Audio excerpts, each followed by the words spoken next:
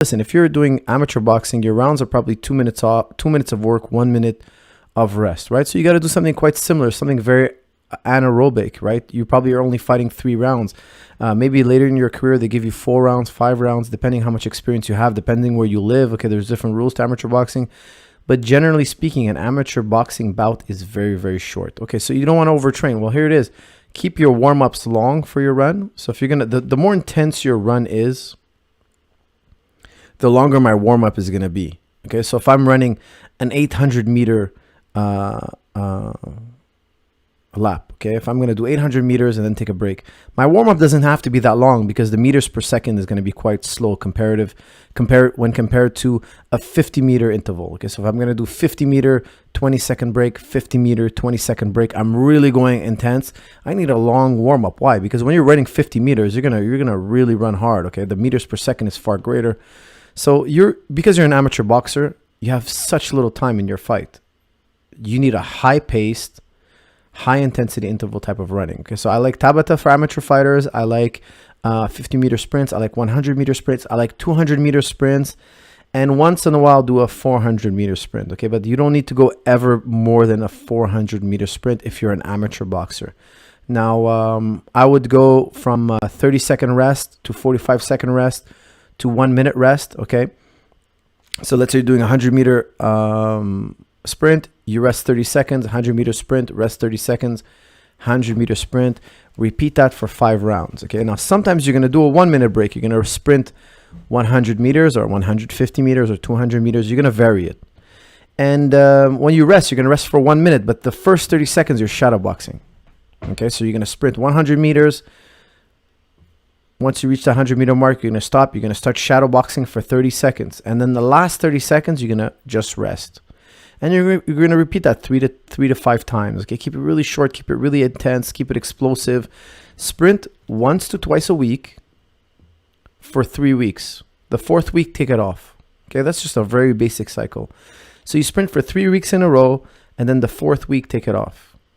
Take off the 4th week. That way you'll be sure you're not overtraining. And if you're sprinting for 3 weeks in a row and taking the 4th week off, you're going to be in tremendous shape. Okay, you'll never be undertrained. Now, I wouldn't do that all year round. Okay, I would not do that all year round. I would do 3 weeks of sprinting, 1 week off for maybe 2-3 months in a row, and then I would take a 2-week or 3-week off of sprinting completely. Okay, you do not have to sprint all year round. Okay, sprinting is not necessary all year round. And make sure you have good running mechanics. Okay, so look up pose running, POSE.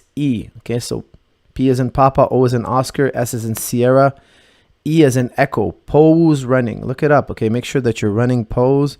And me, when I run pose, I do a slight adjustment. I land more on the ball of my foot, not very much on the toes. When you land on the toes, you stress your Achilles a lot more. Okay, so they've done a lot of tests on pose runners. Pose runners stress the knees less than any other type of running.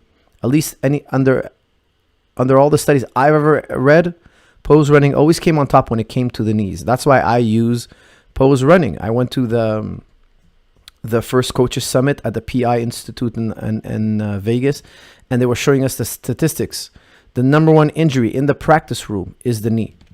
For MMA fighters, the number one injury, and I had already noticed that over the years, just by my pure observation, not by I didn't have any statistics, but I could tell you the most common injury in the gym are the knees, no doubt about it. Okay, and it's the scariest one because that's the one where you need to go under the knife. Okay, so if you hurt your ankle, usually you don't need an operation. Your wrist, your elbow, you don't need an operation. Your neck, it's rare you need an operation. Your back, very rare.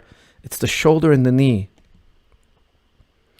It's the shoulder and the knee where they're like, well, we got to cut you open. This ain't going to fix itself. And that's the scary thing. Why? Because then you're out for months and months and months. Okay, so I subscribe to pose running with a slight modification because the stress on the Achilles when you do pose running is actually higher than other types of running.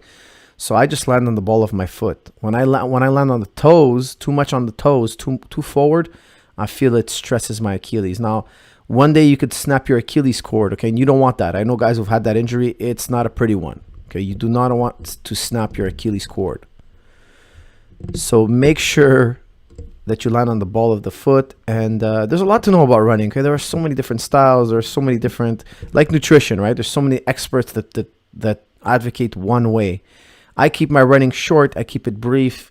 I've done that with many athletes over the years. I feel it keeps the injury at bay.